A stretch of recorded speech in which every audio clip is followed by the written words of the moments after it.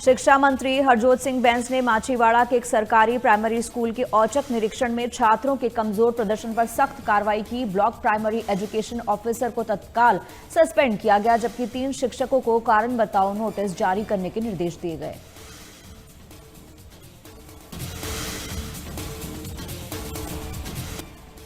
पंजाब कांग्रेस की चंडीगढ़ में आगामी विधानसभा चुनाव को लेकर हुई बैठक में गुटबाजी का मुद्दा गर्मा गया।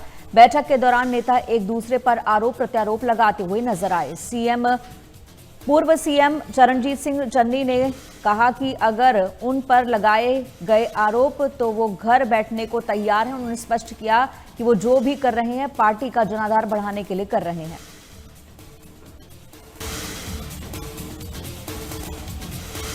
गृह मंत्रालय ने पंजाब पुलिस के सस्पेंड डीआईजी हरचरण सिंह बुल्लर के खिलाफ चंडीगढ़ सीबीआई को केस आगे चलाने की मंजूरी दे दी है। मामले में अगली सुनवाई 22 फरवरी को चंडीगढ़ सीबीआई कोर्ट में होगी।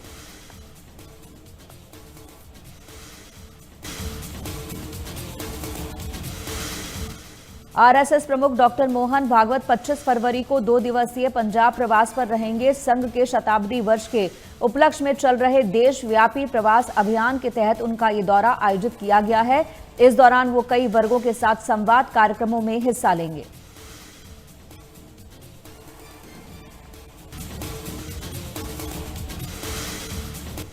श्री मुक्तसर साहिब के आदर्श नगर में कई अज्ञात बदमाशों ने एक घर में घुसकर जमकर तोड़फोड़ की।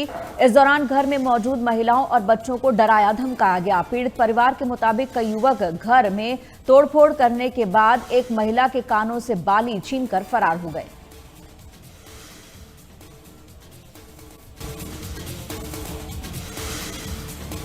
चुनाव आयोग ने राज्यसभा की 37 सीटों के लिए नोटिफिकेशन जारी कर दिया है। हरियाणा में 2 सीटों पर राज्यसभा चुनाव होने हैं। बीजेपी के राज्यसभा सांसद रामचंद्र जांगड़ा और किरण चौधरी का कार्यकाल अप्रैल के महीने में खत्म हो रहा है। राज्यसभा चुनाव के लिए 5 मार्च को नामांकन का आखिरी दिन है। 16 मार्च को चुनाव होंगे और उसी दिन नतीजे आएंगे।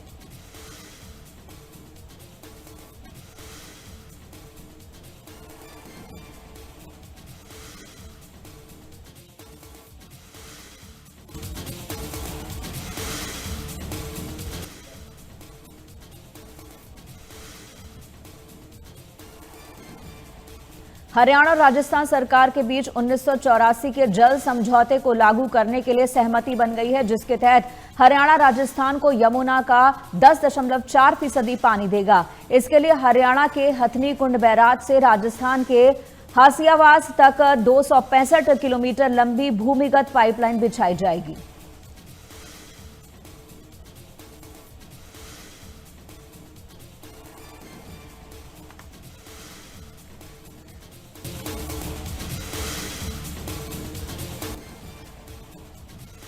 रोहतक के दिल्ली बाईपास पर हुए दिनेश उर्फ गोगा हत्याकांड में पुलिस को बड़ी कामयाबी मिली है। पुलिस ने देर रात एक मुठभेड़ में वारदात में शामिल मुख्य आरोपी और बाबा गैंग के सरगना साहिल उर्फ सुक्खा को गिरफ्तार किया। शिमला बंदल लिंक रोड पर हुई इस मुठभेड़ में करीब 9 राउंड की फायरिंग हुई।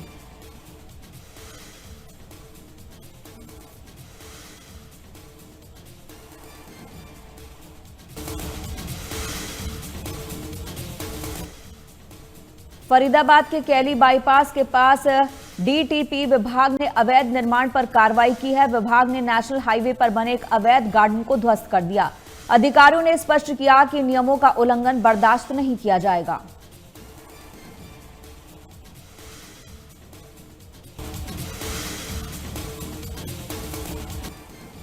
लखनऊ के राजकीय बालिका इंटर कॉलेज में माध्यमिक शिक्षा मंत्री गुलाब देवी ने बोर्ड परीक्षा से पहले छात्राओं का स्वागत किया और छात्र छात्राओं से संवाद कर उनका उत्साहवर्धन किया। प्रदेश के 8033 केंद्रों पर हो रही इस परीक्षा के लिए कुल 53 लाख से ज्यादा स्टूडेंट्स ने रजिस्ट्रेशन कराया।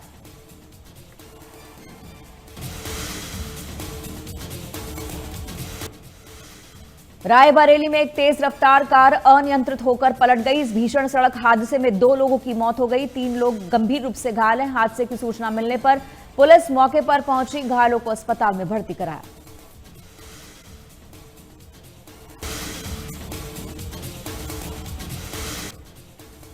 लखीमपुर खीरी में नाबालिग से छेड़छाड़ मामले में प्रशासन ने सख्त रुख अपनाते हुए आरोपी की दुकान को बुलडोजर से ध्वस्त कर दिया। प्रशासनिक अधिकारियों, पुलिस और नगर निकाय की टीम जेसीबी के साथ मौके पर पहुंचकर दुकान के टीन शेड और अस्थायी ढांचे को गिराती नजर आई। अधिकारियों ने बताया कि दुकान का निर्माण अवैध होने पर नोटिस के बाद ध्वस्तीकरण की कार्रवाई की गई।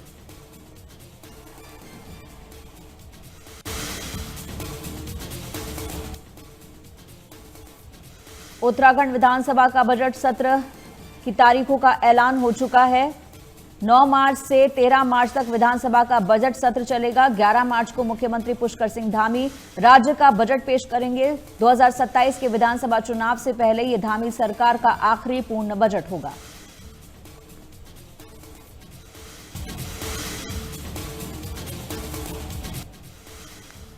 हरिद्वार में प्रस्तावित कुंभ मेला 2027 की तैयारियां जोरों पर है। केंद्रीय गृह मंत्री अमित शाह के प्रस्तावित दौरे को देखते हुए प्रशासन पूरी तरह से अलर्ट मोड पर है। उत्तराखंड मुख्य सचिव आनंद वर्धन ने डामकोटी पहुंचकर अधिकारियों के साथ समीक्षा बैठक की और मेला क्षेत्र का निरीक्षण किया।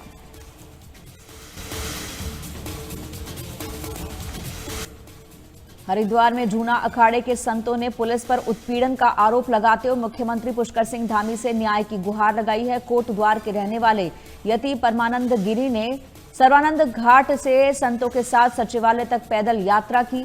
संतों ने कहा कि 5 फरवरी को कोटद्वार पुलिस ने परमानंद गिरी को एसओजी ऑफिस में बंद कर उन्हें प्रताड़ित किया। इसी को लेकर मुख्यमंत्री से मिलकर आरोपी पुलिसकर्मियों पर कार्रवाई की मांग करेंगे।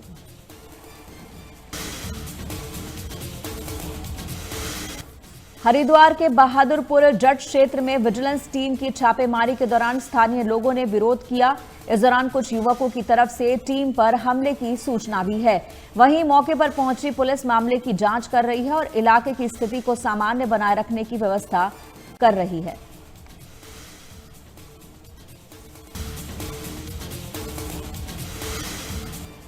नवनियुक्त पुलिस अधीक्षक जितेंद्र मेहरा के नेतृत्व में बागेश्वर पुलिस ने नशे के खिलाफ बड़ी कार्रवाई करते हुए चरस तस्करी का खुलासा किया। एसओजी और कोतवाली बागेश्वर की संयुक्त टीम ने चेकिंग के दौरान 2 आरोपियों को गिरफ्तार किया। तस्करों के पास से 1 किलो 400 ग्राम चरस बरामद हुई है, जिसकी अंतर्राष्ट्रीय बाजार में कीमत 3 करोड़ रुपए बताई जा रही है।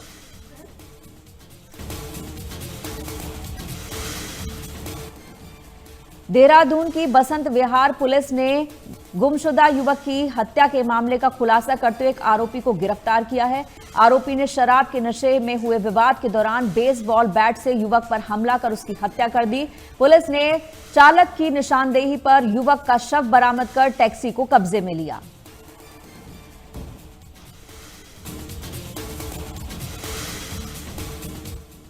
इंडिया एआई इंपैक्ट समिट 16 फरवरी से शुरू हो चुका। समिट में शामिल होने के लिए दुनिया के अलग अलग देशों से नेताओं के आने का सिलसिला जारी है।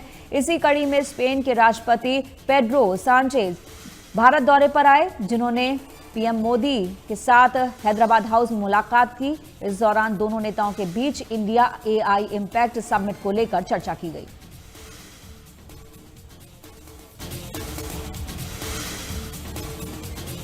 दिल्ली के हैदराबाद हाउस में गूगल के सीईओ सुंदर पिचाई ने प्रधानमंत्री नरेंद्र मोदी के साथ मुलाकात की। इस दौरान दोनों नेताओं के बीच इंडिया एआई इंपैक्ट समिट को लेकर चर्चा हुई।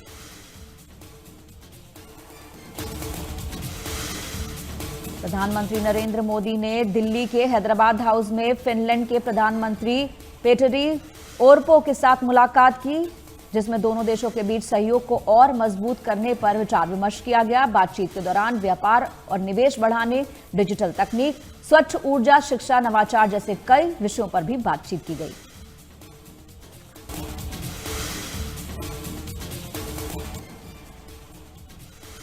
राष्ट्रपति द्रौपदी मुर्मू विशाखापट्टनम में इंटरनेशनल फ्लीट रिव्यू 2026 में शामिल हुई। इस दौरान उन्होंने स्वदेशी नौसेना गश्ती पोत आईएनएस सुमेधा पर सवार होकर भारतीय और विदेशी युद्ध पोतों की समीक्षा की। इस आयोजन में भारतीय नौसेना के 50 से ज्यादा जहाजों, पनडुब्बियों और हवाई संपत्तियों के साथ ही 50 से ज्यादा मित्र देशों के प्रतिनिधि शामिल हुए।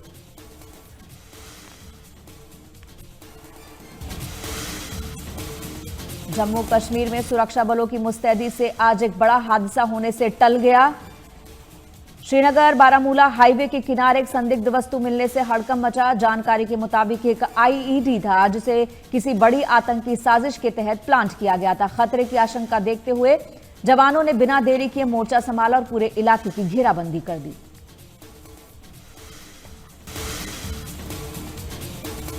अमेरिका ने मध्य पूर्व में अपनी सैन्य मौजूदगी अचानक बढ़ाते हुए पिछले 24 घंटे में 50 से ज्यादा लड़ाकू विमानों की तैनाती कर दी है। अमेरिका ने ये तैनाती क्षेत्र में हवाई और नौसैनिक ताकत को मजबूत करने के लिए की है। डिपेंडेंट फ्लाइट ट्रैकिंग डेटा और मिलिट्री एविएशन मॉनिटर्स के मुताबिक F-22, F-35 और F-16 जैसे आधुनिक लड़ाकू विमान मध्य पूर्व की ओर बढ़ते देखे गए हैं।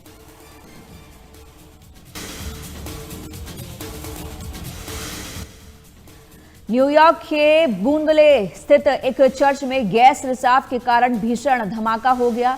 धमाके के बाद पूरे इलाके में अफरा तफरी मच गई।